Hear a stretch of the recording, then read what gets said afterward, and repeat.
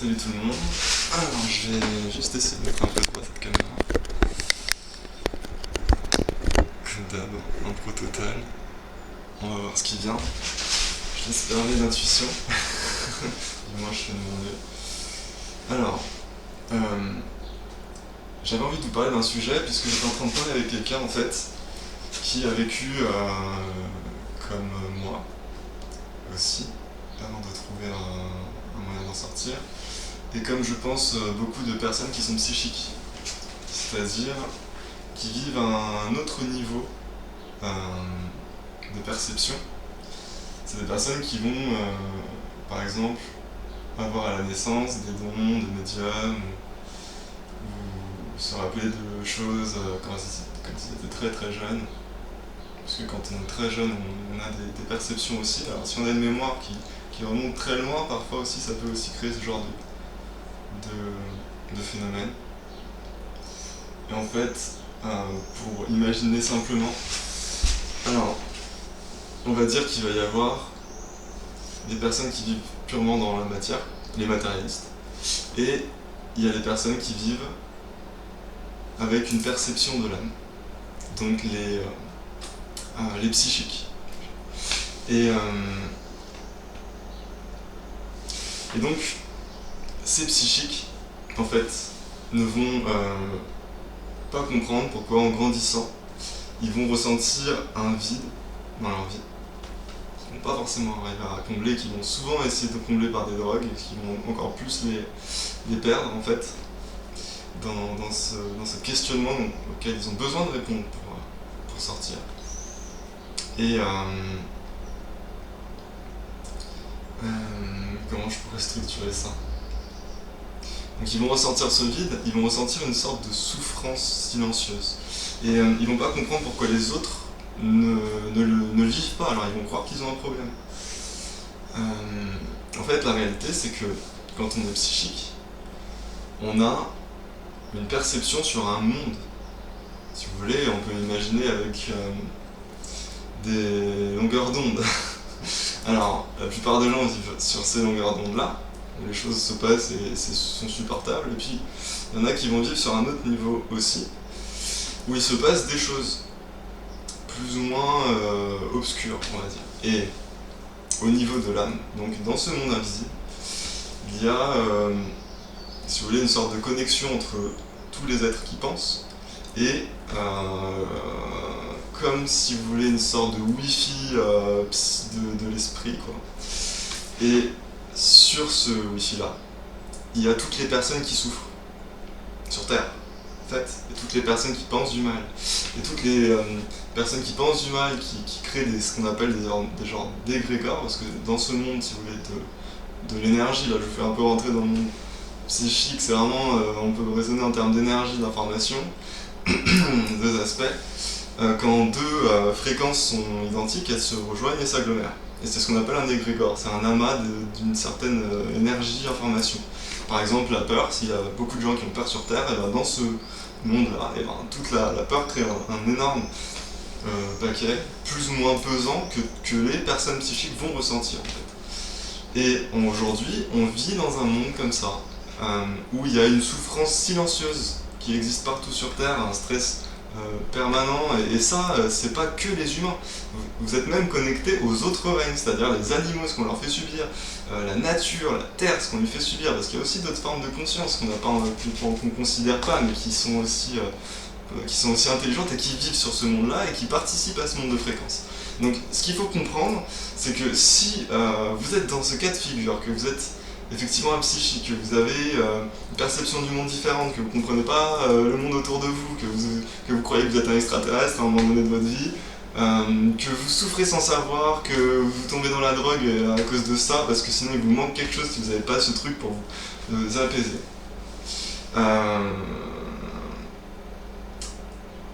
Sachez que c'est normal. C'est votre niveau d'existence, c'est tout. Pourquoi vous? Pourquoi une partie de la population seulement? Parce que, si vous voulez, on vit plusieurs vies. Et, au bout d'un certain nombre, on arrive à un moment donné dans notre vie à en avoir marre de faire tout le temps les mêmes choses, répétitives, on se lasse de la matière peut-être. Et on est appelé par quelque chose de plus grand. Et ça peut être dans la foi, ça peut être dans la religion, ça peut être en tout cas, d'une manière ou d'une autre, à un moment dans nos existences, il se peut qu'on trouve Dieu d'une manière ou d'une autre. Ça peut être dans un accident grave, ça peut être de plein de manières. Ceux qui font des NDE, des expériences proches de la mort, par exemple. Et Dieu, c'est un principe éternel, si vous voulez. Ce qui fait que quand on a une expérience à un moment donné de notre vie, ça s'imprègne dans notre âme et ça se grave à jamais, en fait. C'est quelque chose qu'on ne peut pas oublier même si on meurt et qu'on passe dans la machine à laver de l'amnésie de la renaissance, si vous voulez. Quand on vient au monde, on oublie tout. Il y en a que certains qui s'en souviennent. Pourquoi? Parce qu'ils ont, à un moment donné dans leur vie, ils ont trouvé Dieu. Pour définir un peu Dieu, c'est simplement une conscience supérieure qui est... c'est un niveau de conscience supérieur. C'est un petit peu comme si... je sais pas comment vous donner d'explications claires, mais en tout cas, Dieu, dans le fond du truc, c'est vous. Plus loin dans votre évolution. C'est comme un enfant, par exemple, un enfant ou un nourrisson, qui aurait eu une expérience de l'adulte, une image de l'adulte, et qui la garderait, et bien dans son monde d'enfant, ça lui paraîtrait ridicule ce qu'il fait. D'un seul coup, il aurait une maturité d'adulte. Et c'est un peu pareil. L'idée, c'est que Dieu, c'est un petit peu nous quand on sera réalisé. Et à un moment donné dans notre vie, il se peut qu'on s'en approche. Et sauf que la petite nuance, c'est que c'est un principe réellement éternel, qui est au-dessus, si vous voulez, du monde des illusions, de la vie et de la mort. C'est quelque chose, on est dans l'éternité, c'est encore un truc au-dessus. Et tout ce qu'on vit à ce niveau-là, c'est quelque chose qu'on garde à jamais. C'est pour ça que les spirituels considèrent que tout bien, toute possession matérielle sont illusoires, parce que vous mourrez et puis après derrière vous êtes quelqu'un d'autre, et du coup tout ce que vous avez fait comme travail dans cette matière-là, vous partez sans de toute manière. Alors que tout ce que vous faites au niveau spirituel, c'est quelque chose que vous gardez tout le temps. C'est la seule chose qui est une richesse. Voilà. C'est la seule richesse qui existe parce que vous la gardez tout le temps. Et à l'échelle d'une âme, quand vous vivez plusieurs vies, je vous assure que posséder... bon, c'est marrant, c'est sûr, d'avoir des possessions, il en faut. Mais quand vous vivez plusieurs vies, au bout d'un moment, vous avez testé toutes les voitures sportives et vous faites ok, je vais peut-être trouver autre chose, je sais pas, à un moment donné. Et peut-être qu'à un moment donné, on commence à chercher des choses qui sont plus grandes, qui sont plus durables, en fait. Donc ça, c'est pour expliquer pourquoi certaines personnes, à un moment donné, ont croisé Dieu pour définir ce que c'est, et pour vous expliquer que c'est normal, en fait, ce que vous vivez. Et maintenant, je vais essayer de vous expliquer un petit peu comment moi j'en suis sorti, comment j'en ai fait l'expérience. Alors, déjà, pourquoi on souffre? Déjà, il y a cette idée, bien sûr, d'être connecté à un monde, voilà, qui souffre. Ensuite, il y a l'idée de, quand on connaît le bien, quand on a vraiment une valeur du bien, quand on croise le mal, on prend beaucoup plus cher. C'est comme, vous êtes plus sensible, quoi. Si vous voulez, c'est comme si vous mettiez votre main dans un congélateur à -10, -20, et après d'un seul coup vous la mettez dans de l'eau à 40 degrés. Alors l'écart de température va faire que vous ferez l'expérience d'une eau à plus de 40 degrés. Et pour quelqu'un qui est déjà dans cette chaleur, si vous voulez, s'il est à 30, et s'il passe à 40, ça va rien lui faire. Donc ça, c'est un petit peu ce qu'on expérimente. Ensuite, il y a un phénomène aussi quand on est au niveau de l'âme, c'est qu'on est conscient du monde autour de nous, et donc on a tendance à prendre le mal des autres. Comme je disais, on entend ce qui se passe sur ce monde, mais notamment quand on croise des gens autour de nous et qui vivent quelque chose de dur, qui sont en dépression, nous on va les entendre, mais pas forcément consciemment, mais on va les entendre dans notre tête, on va vivre ce qu'ils vivent quelque part, on va des fois se l'approprier alors que c'est pas à nous. Et ça, c'est parce qu'on n'a pas appris à se centrer sur notre âme. On n'a pas reconnu le son, la voix, le centre de notre âme. Voilà. Et donc du coup, on s'éparpille dans les âmes des autres. Et ça, c'est un gros bordel, et c'est la même chose quand vous partez sur ce monde de fréquences et que vous entendez d'autres âmes souffrir, c'est parce que vous ne savez pas où vous êtes. Et vous confondez totalement qui vous êtes. C'est pour ça que la question que se posent presque tous les gens qui sont psychiques, c'est vraiment un peu ce qui est caractéristique chez eux, c'est de savoir qui je suis. Mais c'est ça. Parce que si vous répondez pas à cette question, vous êtes dans la merde. Et vous allez pas tenir. Moi personnellement, je l'ai vécu comme ça.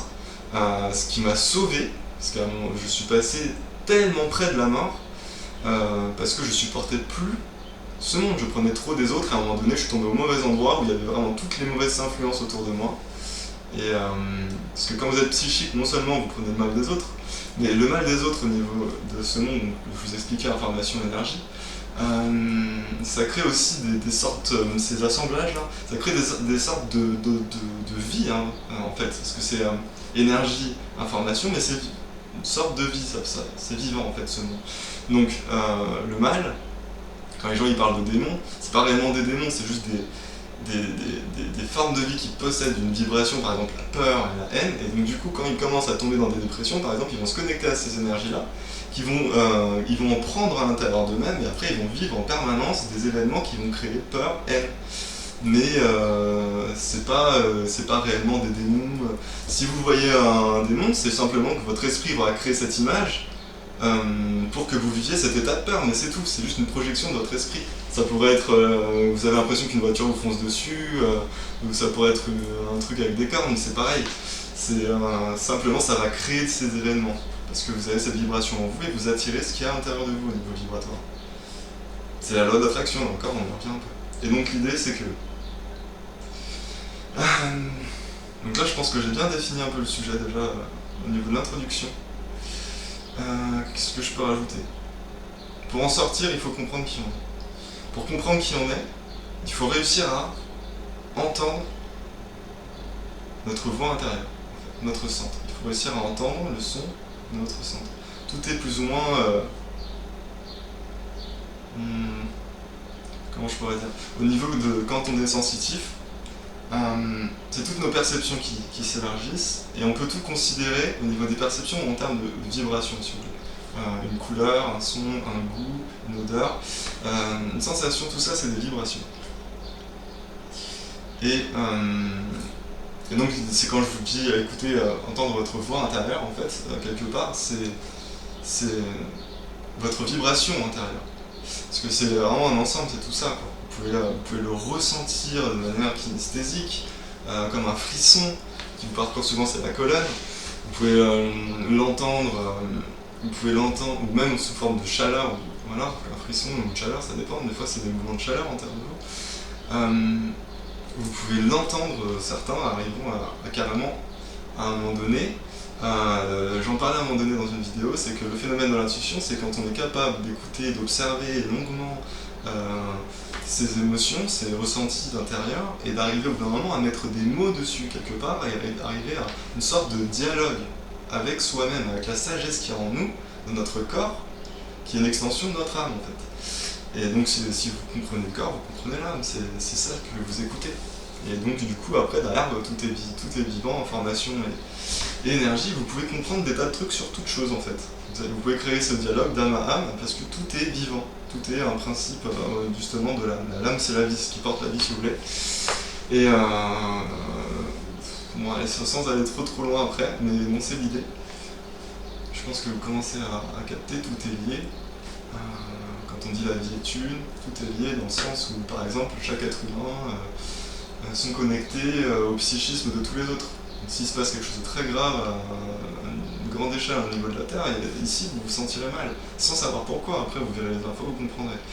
On peut dire que l'être humain c'est aussi une grande entité.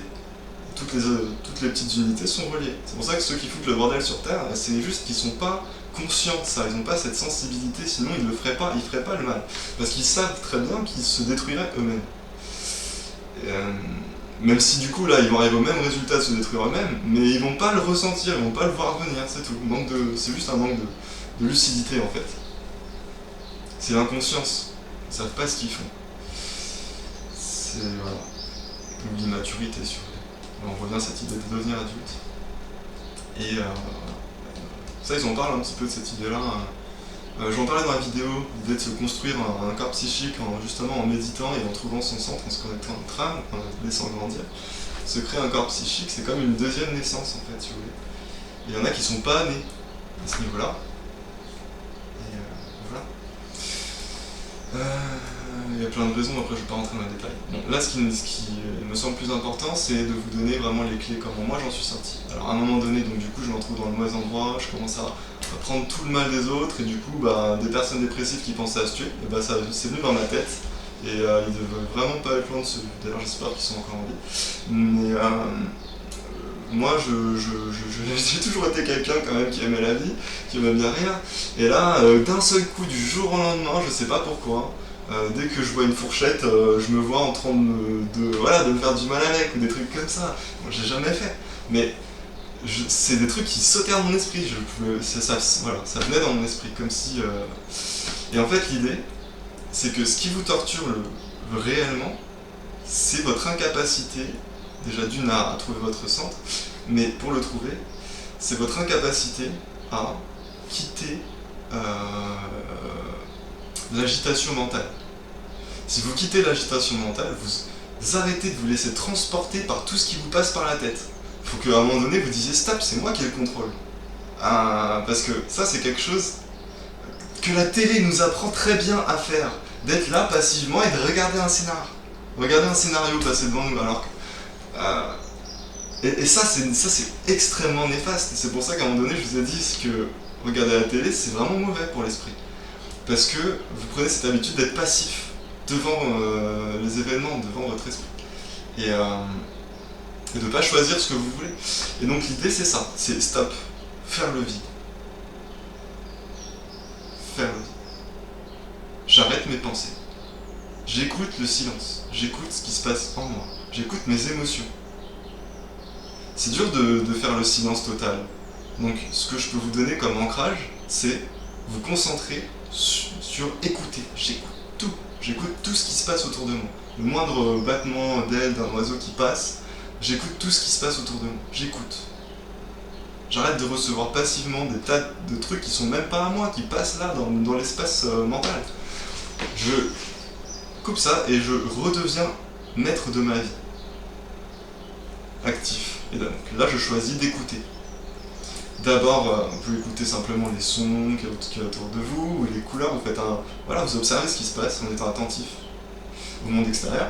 Et après, pour aller plus loin, c'est d'être attentif à votre monde intérieur. Et là, vous écoutez vraiment ce que vous ressentez, vos ressentis, vos sensations et tout. Et là, vous allez voir que si vous êtes capable à la fois d'avoir un vide mental, un espace mental propre, vous effacez le paperboard,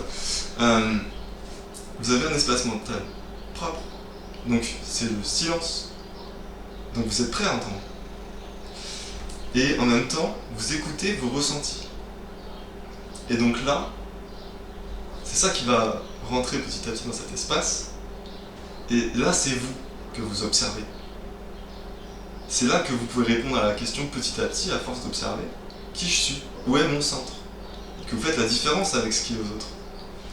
À force d'observation. Ça c'est la force de l'esprit, je vous l'avais dit aussi, c'est de viser, se concentrer sur une idée et de la garder ensuite, d'être immobile dessus. Et naturellement, c'est la force d'attraction de l'esprit, cette idée s'approche, au début elle est loin, et après elle s'approche de vous et vous comprenez davantage, jusqu'à que ça rentre en vous, et que ça soit intégré, que ça devienne une conviction après. C'est plus seulement du domaine des idées. Donc c'est vraiment ça la force de votre esprit. Donc concentrez-vous sur vous écouter, votre monde intérieur. C'est ça votre centre, il faut que vous soyez capable de l'entendre. Et ça, c'est quelque chose qui se développe aussi avec le yoga et la méditation. C'est pour ça que c'est super complémentaire ce que j'ai fait à côté. C'est pour ça que je viens sur cette vidéo d'ailleurs. Parce que c'est la réponse à votre question quand vous voulez savoir comment guérir de ce mal. Comment trouver votre chemin, comment être heureux dans cette vie. Comment réussir à aimer cette vie, malgré tout le mal que vous percevez. C'est ça. C'est trouver votre centre. Et quand vous vous connectez à ce centre, c'est votre âme en fait que vous explorez à l'intérieur. Et votre âme, c'est le chemin vers le bien.